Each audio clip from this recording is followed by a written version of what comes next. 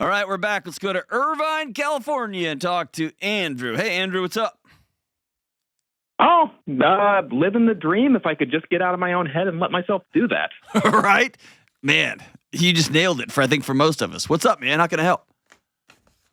So I'm a classic overthinker, so I've been thinking through how exactly to ask this question in the simplest way possible, and I think I've nailed it. Why do I feel like I'm failing when I choose to watch my son instead of working, and how do I stop feeling that way? Oh, very good, man. What does overthinking get you? Like, what problem does sometimes overthinking solutions to solve for complex you? problems, and sometimes a lot of self-torture. How does overthinking help with complex problem solving? I feel like I'm going to overthink the answer to that. You will. If you're not a pretzel by the end of this call, then I've failed. My goal is to twist you up as much as possible. Oh, joy. Thank you. Here, I'll cut to it. Andrew, overthinking is a complete waste of your time. It feels like productive thinking because it adds energy. You know what else does that? Constantly working. It feels like you are being productive, moving towards a solution to a thing, whether it's financial, whether it's professional. And there's tons of research data on there's a point of no return. There's a point when there's diminishing returns. The more hours you put in, actually your work performance falls off. And so it sounds like... I hear that, and I've heard that for years, but I just haven't experienced it. And this is less about the overthinking and more about the overworking. Overworking, okay. I spent the past... Oh, gosh. My parents started saying I was a workaholic when I was 11 years old. Okay. And I have been working my butt off for the past 15 to 20 years, and it's actually gotten me kind of exactly what I want. Like, excellent. We're on baby step 7. You're a millionaire? A job that I still am. Yes. Okay. I'm still baffled that I have a job that I love as much as I do, but it's like freelance work, and so every few weeks it's like, okay, job has gone away. I don't know if it's ever going to come back again. Okay, I need a backup plan. I need to figure out what to do next. Oh, job came back again. And so it's like, I've heard you talk about like when you get fired, it feels like a death, but I feel like I also get fired every few weeks and I have to like try to get that work back again. And where does that scarcity come from? Who taught you that? Because here's why. The evidence, the data does not support that. You've always found new work for 20 years, 2 decades. So the feeling is simply untrue. Where does that feeling derive from? I've only actually been doing a job I really love for like 10 years. So 1 decade. 10 years before that was me building up the skill set to try to get it. Okay, so 1 decade of data. So where does one of the things scarcity come from? There's a lot of people who have... go ahead. Where does that scarcity come from?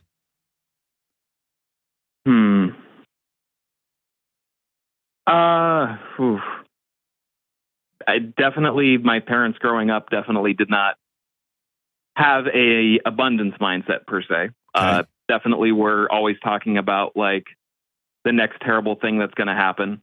And of course that terrible thing never did happen. So So like a good religious cult who's like, oh, on this day, it's when it's all going to end. And then it doesn't. And they're like, oh, yeah, I got a late word. It's going to end on this date. They always have to keep punting the calamity. Yeah, you should have been in our house when the year 2000 was coming up. Oh, I bet it was amazing.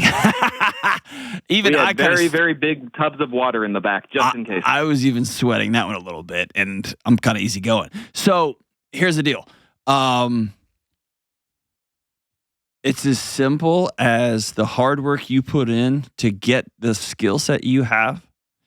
You have to decide that being a peaceful presence for your son is of equal value to professional performance.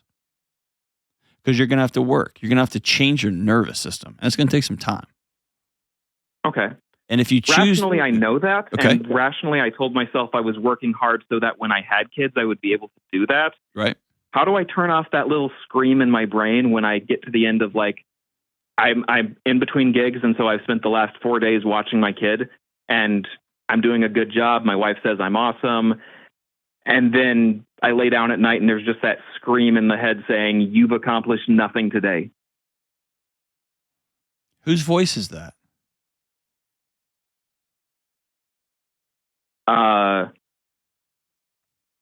I mean, I'm assuming it's my own. It's not your own. Whose voice is that?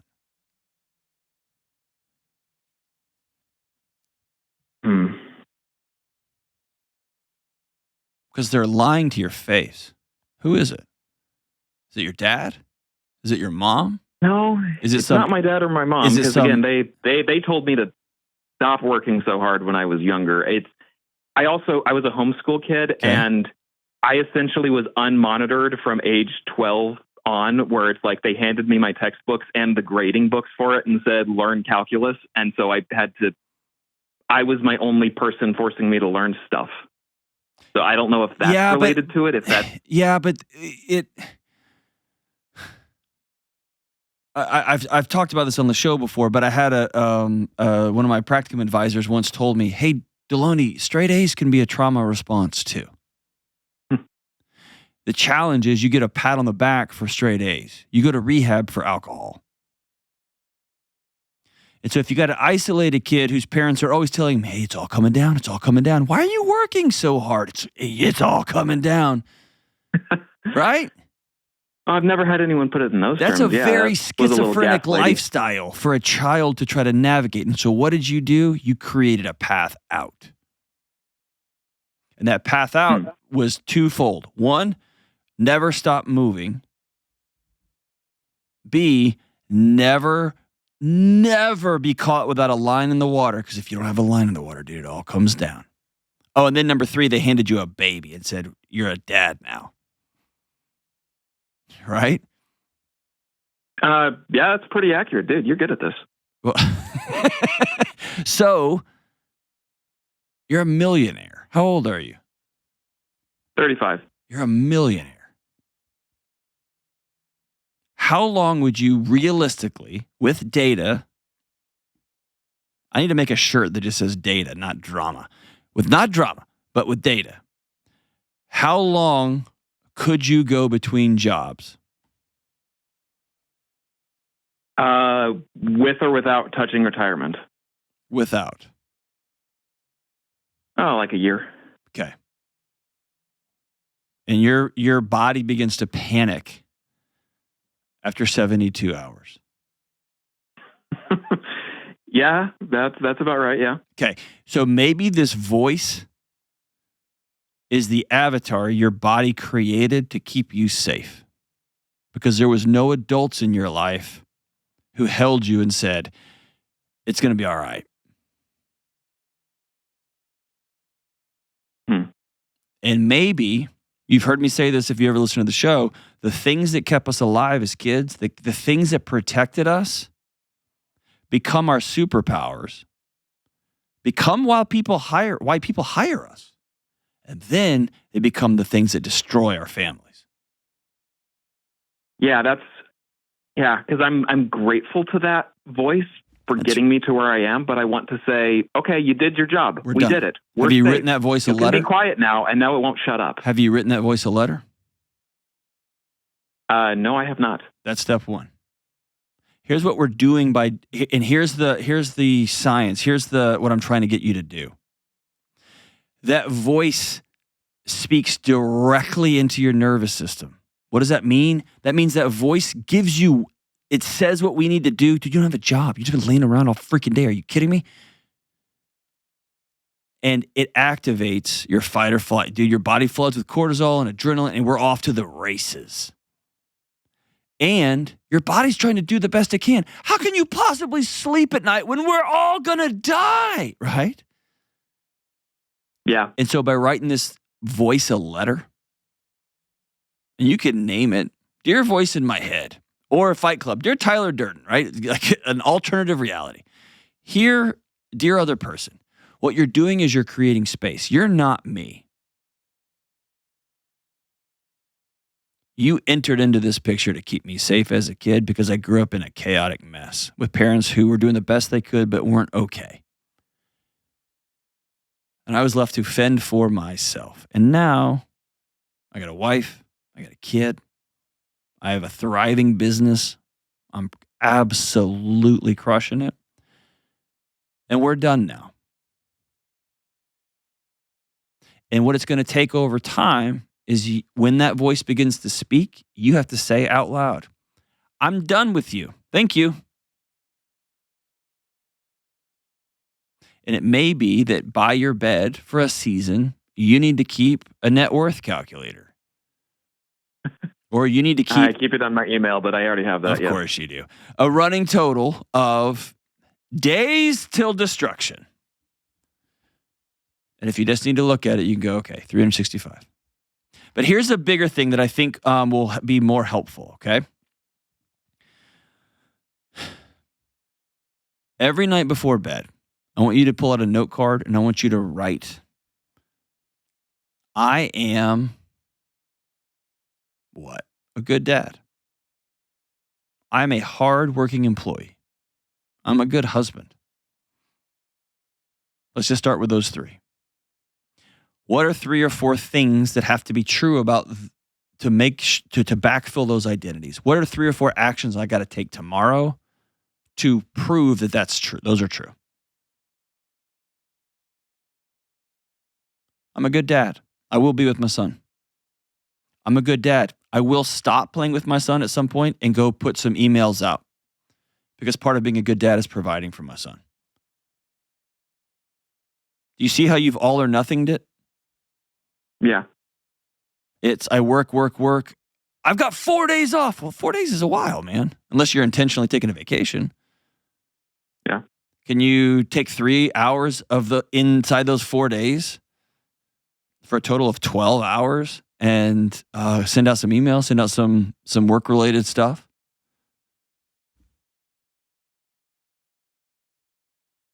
Is that possible?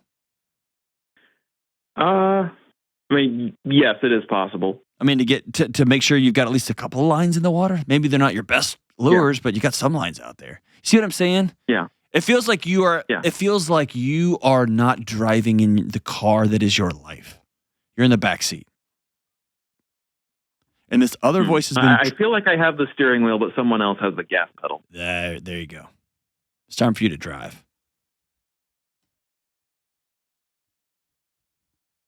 Does that scare you? I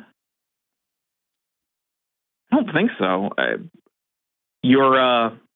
I like the idea of taking those identities of good dad and good husband and essentially creating action items for those. I like action items. I can do action items. Well, and here's the beauty of it. When you lay in bed at night and that voice starts talking and you tell it to shut up, you can say, I did what I said I was going to do today. I have that when I do mobility days. I hate mobility days when it comes to exercise. Stretching and getting all... I don't like them. I like just lifting or going to do something stupid. And I have to tell myself, no, I said what I was going to do today. I said I was going to take care of myself. So I didn't fail the day. I can't look at calorie counts that day. I can't look at heart rate that day. I can't look at any of those because those metrics don't count that day. What counts that day is what I said. Did I do what I said I was going to do? And so if you make a list, just deciding I'm not going to work today and just be with kid, yeah, man, you're a hard driving guy. That'd make anybody bananas. A bit, yeah. But what he's if a great kid? Of course. He's so dude, so responsive, but it has nothing to do with it. Drives me nuts. Of course he does. That's what kids do. But he has nothing to do with him. This has everything to do with dad. What if you made a 20-point checklist of the things you will do tomorrow? And you knock those things out. And by the way, a couple of those things on that checklist are work-related.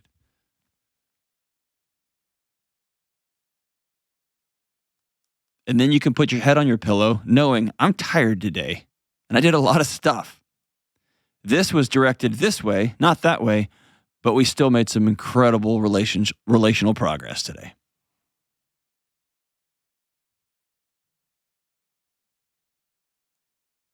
How much of this are you scared you're going to lose your job? You're going to lose yourself, this thing that you've built, this avatar for the world you've built. You're going to lose it in fatherhood. I'm going to say like 70%. Okay. Tell me about that. It's rough. Tell me about that. I want to be vague because I don't want to like talk about the companies I work for and stuff like that. But Sure. I've watched other people do what I do, and typically they last doing the sort of work I do about 4 or 5 years, and then the company moves on and hires someone else to do that work. And I've lasted 10 years, and Okay. I'm like, okay, one day that's going to go away. And then on the side, I'm also a YouTuber, and I essentially use my YouTube channel to promote my work and get hired by people. Okay. And in addition to that, I'm also an adjunct professor where I teach people to do the thing I do. And so there have been many times I go and I teach my class, and there are so many people who, like, typically every semester I have at least one student say, "You're the person who inspired me to do this." And then there's that little voice in the back of my head, one day no one's going to know who you are because you haven't touched your YouTube channel in like since your son's been born. And then that's going to dry up your promotional value, and then the client's not going to hire you anymore. And it's like, yeah, but that's fine. I got $1 million. My house is paid off. We're fine. But it's more of an identity issue than it is a safety or money issue, I believe. It's that I'm just, everything that I used to value myself for doing is going to be gone. Let me tell you something. Let me reframe it a little bit. I do think it's an identity issue, but I think it's deeper than what you just presented. I think somewhere along the way, that voice you created, that voice that became, because it had to, told you a story that if you make enough money and get enough influence and have enough people point to you and say, there's the guy, that finally you would have some peace. That's accurate. And you can't catch it. Yeah, and the goalposts keep shifting, which is pretty annoying. Every time it shifts. Imagine yourself 10 years ago, the thought of having $1 million net worth.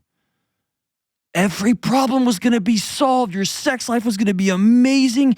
You were not going to freaking adjunct anymore. That's ridiculous. That's such a waste of time. It's like 8 cents an hour when you after grading, right? Like, I'm not doing that. No crap. I'm not doing that. I'm not going to do. And the peace never comes. You can't catch it. The only way you get peace is to opt out of the game completely. That doesn't mean you don't do that. Doesn't mean you don't work like crazy. I work hard. I work a lot, and I love it.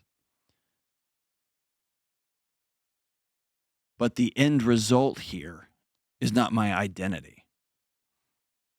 My identity is in being a dad and being a husband. And I've had to learn how to do that. And it's taken about 10 years. So buckle up. Right? Luckily, you have these 10-year quarters in your life, these 10-year segments in your life where you're in the middle of another one now, or you're at the beginning of another one now. But I think you know what? Here's a new homework assignment I want to give you. I want you to do this one first before you do anything else I've said. Okay. I want you to sit with your wife, and I want you guys to hold hands. I'm already going to make this weird. And I want you to both to close your eyes, and I want you to have a few minutes where you imagine. I would use the word fantasy, but I'm not talking sexual. I'm just talking about, I want you to have a fantasy. If you could snap your fingers and have this home feel like something, what would it feel like? And I want you to use words like warm or colorful or sterile or joyful or moody. Like, be very specific. And then I want you to reverse engineer that. What has to be true so that when I get done with my last YouTube video for the week and I've got them all scheduled to go out on the times and dates that I've scheduled them, and I walk out of my home office, what has to be true for there to be warmth in my home then? Because right now you don't have an end goal. You're just running. Yeah. And then you have this little new person, a human, a being staring at you going, Dad, what am I worth to you? And the old voice is saying, forget that kid, keep running. You remember, they're coming for us. They're coming for us. And there's another part of you that says, nah, this crap stops with me. I'm not raising another little boy wondering where his dad is and wondering, is everything going to be okay? I've worked too hard to get to this moment. And that's the guy that needs to drive. That's you.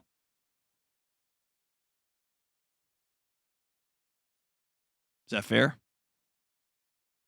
That is fair. Okay. Can I just say this, dude? I'm proud of you. I'm proud as bloody hell for you. Thanks, man. I Also, bet stop you. saying you're bad at being this on the radio. You're really good at this, so don't say you're bad at this show anymore. I appreciate that. I'm working on talking about myself better. I think you soft sold me on your childhood. I think it was tough. Yes or no?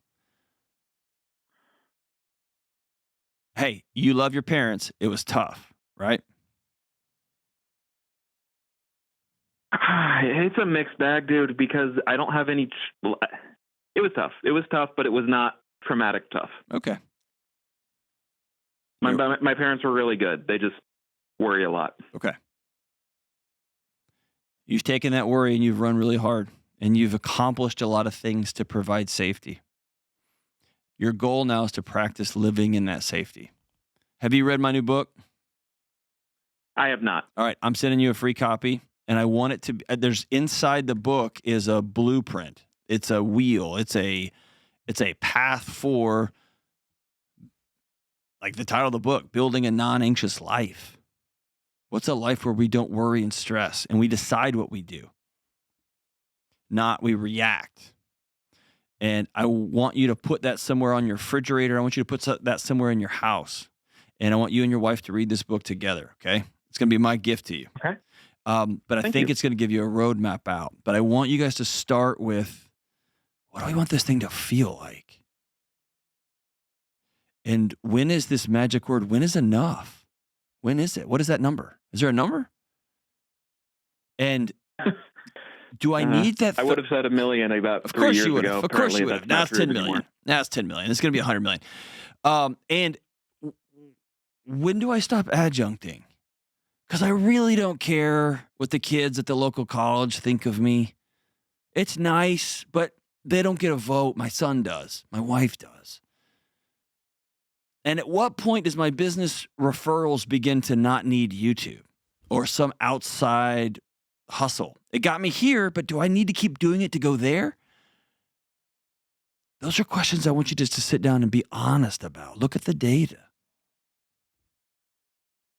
And then don't do days where you do nothing. That doesn't work for you. It doesn't work for me. I got to be intentional about on days and off days. Otherwise, I get to the end of the day, I feel cranky, I feel, I've eaten a bunch of crap, and I'm like, I didn't do anything today. Even though I did, it just feels that way. You got this, my brother. I'm proud of you. Hang on the line here. We're going to hook you up. Call anytime, my man. I'll be walking with you.